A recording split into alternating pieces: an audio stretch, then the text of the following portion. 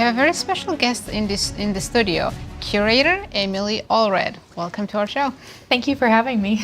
Emily, tell us about the exhibits that are going on currently at the World Chess Hall of Fame. Yeah, so we have two exciting exhibits going on right now. One is called Match of the Matriarchs, and it shows off artwork by Donna Dodson, who's an artist who lives on the East Coast in Boston.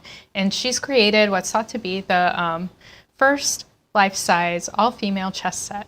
So that's on our first floor, and it has all these really spectacular pieces that are modeled after sea life. It's really cool. Right. And then on our second floor, which is kind of timely because of Sinquefield Cup, having Ding Liren here, Right. it's a show called Clash for the Crown. And it celebrates the World Chess Championships and Women's World Chess Championships. And we have all kinds of artifacts, not only from our own collection, but on loan to us from many other private collections and FIDE. You mentioned during Ding Liren, but Gaprindashvili was just in town, right? And she came to town as part of the celebrations for the show, and it was really exciting to have someone who's such a legend right here in St. Louis. Are these World Championship trophies that we're looking at?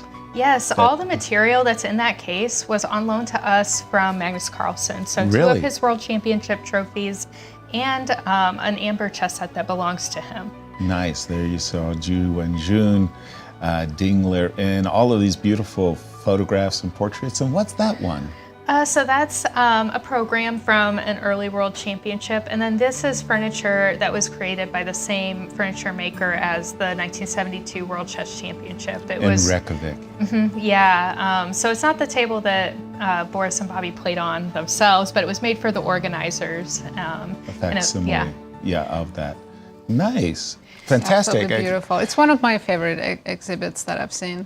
Oh man, that's so nice. Thank you for saying that. I love the comics, the chess and comics. I love that exhibit. That was so great. Actually, that show is going to have kind of a second life. Not at our site, but we're taking it to a couple of U.S. Chess Federation events, competitions for youth in the next year or so. So it'll be a smaller version of that show, but it'll be just as fun.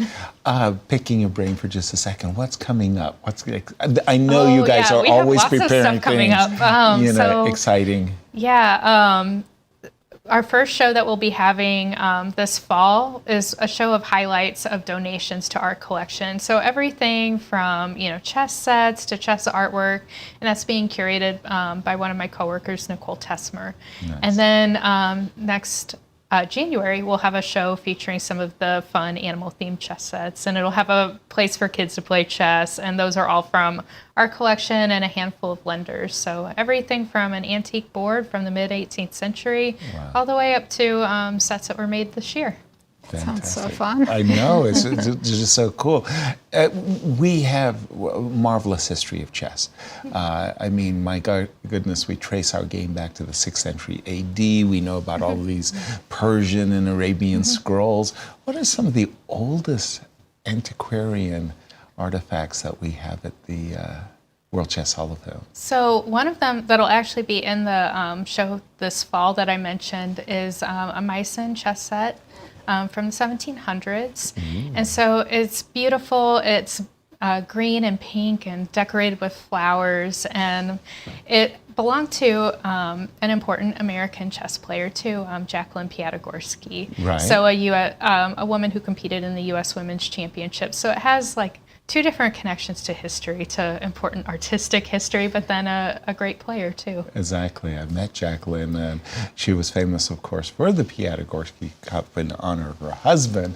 But yes, like you said, she played in the U.S. Women's Championship, and she was a lifelong lover of the game. Yeah. Wow. Yeah, she was also a promoter of chess too in many different ways. So some connections to what we do here in St. Louis as well.